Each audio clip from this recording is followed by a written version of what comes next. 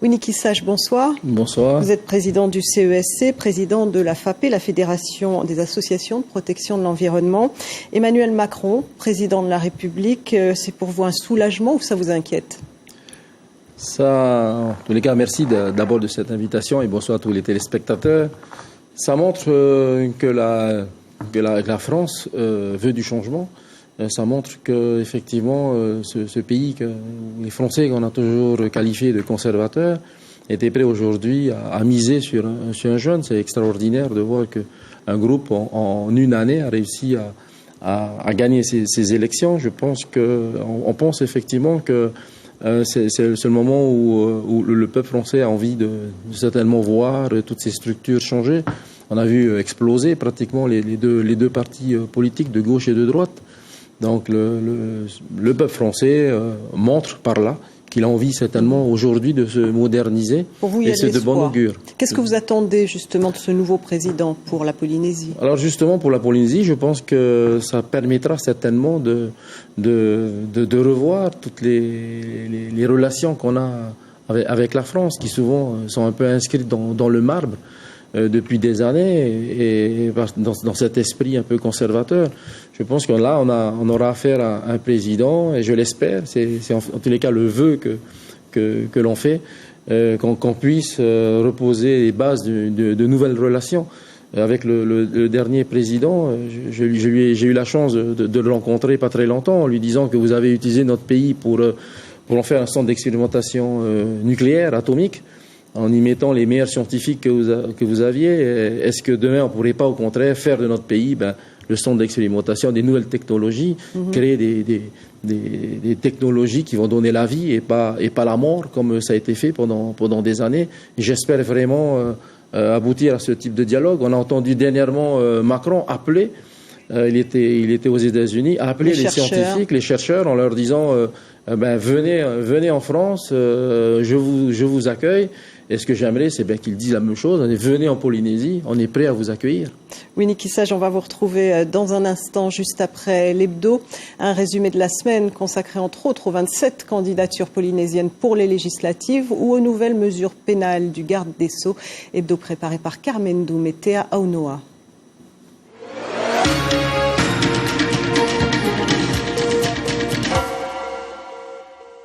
Les Polynésiens sont-ils citoyens européens? Oui, sans restriction. Et d'ailleurs, c'est bien écrit sur le passeport, une citoyenneté définie par les traités de Maastricht et de Lisbonne. Les Polynésiens bénéficient du libre droit de circulation dans les 28 pays de l'UE. Quant aux marchandises et aux droits de douane, la Polynésie détermine elle-même par arrêté ministériel les taxes qu'elle applique aux produits importés. Cette guerre est une guerre très très importante, où il y a eu quand même beaucoup de victimes. Autorités civiles, élus et militaires se retrouvent donc tous les 8 mai dans un rituel immuable. En dehors de quelques familles de militaires, les badauds sont très peu nombreux, présents dans le cadre de sa journée défense et citoyenneté, une obligation pour tous les jeunes de 17 à 25 ans. Ukinaki gardera un souvenir mitigé de ce moment. Je suis honnête, c'est quand même lent et ouais, c'était bien, et j'ai pas les mots en fait. Les violences intrafamiliales font désormais l'objet d'une attention toute particulière des enquêteurs. Ils devront systématiquement éloigner le conjoint violent. L'hébergement d'urgence et les associations d'aide aux victimes seront développées. La fermeté s'appliquera aussi en matière de délinquance routière. Zéro tolérance pour les conduites addictives, comprenez la consommation d'alcool ou de drogue. Les jeunes coupables d'un premier délit seront pris en charge par des magistrats spécialisés. La délinquance en col blanc est ici ciblée en collaboration avec la Chambre territoriale des comptes et le Parquet national financier. Enfin, la surpopulation carcérale, il faudra désormais recourir davantage à l'aménagement des peines pour vider les cellules. En rang et main dans la main, les enfants marchent en cadence. 20 minutes de trajet avant d'arriver à la chapelle mormone, l'édifice choisi pour abriter les élèves de la zone en cas de tsunami. Les acteurs du plan de sauvegarde de la commune se concentrent sur leurs tâches. Vu que tout le monde a conscience de ce qu'il y a, oui, ça va y aller. Et tu trouves que c'est important de s'exercer? Oui. Quoi? Au cas où s'il y a un vrai tsunami. Les calculs de nos experts nous ont dit que les vagues n'allaient pas arriver jusque-là. À 300 mètres du rivage et à 3 mètres au-dessus du niveau de la mer, un point de chute pour éviter le pire. 17 hommes et 10 femmes aspirent à devenir députés. Il y a 3 circonscriptions en Polynésie française. À voter. Le Parti Orange présente un ancien ministre de l'Éducation, le Tavini un ex-sénateur, le Tapura s'appuiera sur la députée sortante. Dans la 2e circonscription, en lice, la présidente du groupe Orange à l'Assemblée, une représentante UPLD à l'Assemblée toujours, et pour le Tapura, la ministre de l'Éducation. Faa, Punaouia et les 7 communes des îles sous le vent composent la 3e circonscription. En compétition, un avocat proche de Gaston Floss, le spécialiste des relations internationales au Tavini et un ancien ministre de la Santé. Winnie Kissage, 27 candidats à la députation sont aujourd'hui officialisés. Alors on sait que vous êtes un peu partie prenante dans cette élection, mais en toute objectivité, pour vous, quel est le rôle des députés polynésiens à votre avis? Un rôle très important. On a eu l'occasion avec d'autres membres du CEC de nous déplacer sur Paris et de participer à des réflexions, notamment au CESE de France, sur par exemple l'égalité réelle, sur d'autres lois. Et on voit effectivement que souvent on a besoin de ce lien. Et mieux les députés travaillent, et mieux c'est pour nous, puisqu'il y a une adaptation souvent des lois qui restent à faire. Mais il faut surtout que l'on soit représenté d'une manière très active à l'Assemblée nationale pour défendre nos intérêts qui ne sont pas tout le temps effectivement évoqués ou insérés dans les lois.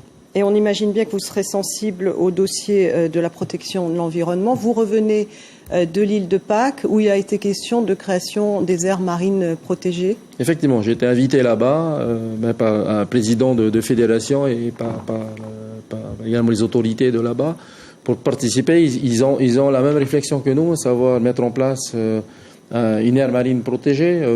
Aujourd'hui, autour de l'île, il y a pratiquement plus de poissons. Ils ont pêché pendant des années avec des filets, ils ont pêché la nuit.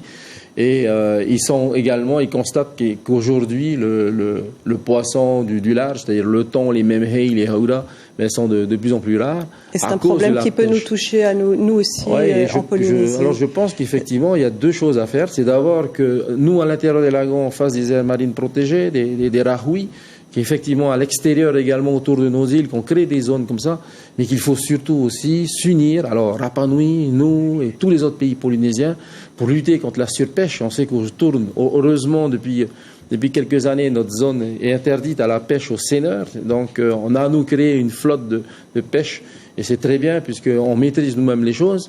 Il faut savoir que tout autour de notre zone économique s'agglutinent des bateaux qui viennent d'Espagne, qui viennent d'Europe, qui viennent du Japon, etc. Et c'est contre ça qu'il faut qu'on lutte ensemble. Et c'est pour ça que je me suis déplacé à l'île de Pâques et que j'irai bientôt également à New York pour en parler. Concrètement, c'est un projet ambitieux, mais qui nécessite des moyens énormes, puisque 5 millions de kilomètres carrés à surveiller, c'est quand même c'est difficile. Alors aujourd'hui, l'armée française est là, et heureusement. Chaque bateau de pêche aujourd'hui est tenu d'avoir à l'intérieur un transpondeur qui permet de le tracer. Donc on voit effectivement où se trouve. On sait qu'aujourd'hui il y a des resquilleurs et ça se passe partout dans le monde. L'armée française aujourd'hui, on a visité le MRCC où on voit bien qu'effectivement ils font ce qu'il faut. Mais je pense qu'il faut surtout tous les pays du Pacifique, tous les pays polynésiens, le gouvernement l'a bien compris. Je pense qu'il faut un travail politique, mais également la société civile. C'est pour ça qu'on essaie de se rendre à New York pour discuter de ça, pour faire du lobbying, pour mobiliser l'ONU et tous les pays internationaux pour ça. Un mot sur le CESC, une institution dont la vie n'est que consultative. Est-ce que ce n'est pas parfois un peu frustrant pour vous ? Alors je pense que c'est une chance d'avoir un organe comme celui-là, une institution, puisque toutes les lois obligatoirement doivent passer. Et je peux vous dire que pratiquement toutes les semaines, on a des lois sur lesquelles on donne notre avis. L'avantage, c'est que dès qu'on reçoit une loi, d'abord les personnes, c'est-à-dire les ministères ou les services qui ont rédigé la loi viennent nous l'expliquer. Et ensuite, on consulte, donc on invite tous les experts du pays et on rend des rapports qui en général sont très suivis. Vous avez l'impression d'être entendu ? Oui, on a vraiment l'impression d'être suivi. Par exemple, sur les accords de l'Élysée, on a voté à l'unanimité et qu'effectivement, ça donne aussi un poids aux actions du gouvernement. Vous envisageriez une carrière politique un jour, Winnie Kissage ? On me pose souvent la question. Je pense qu'il y a aujourd'hui suffisamment de personnes de ma famille qui font de la politique. Donc, je reste neutre aujourd'hui, oui. Merci beaucoup.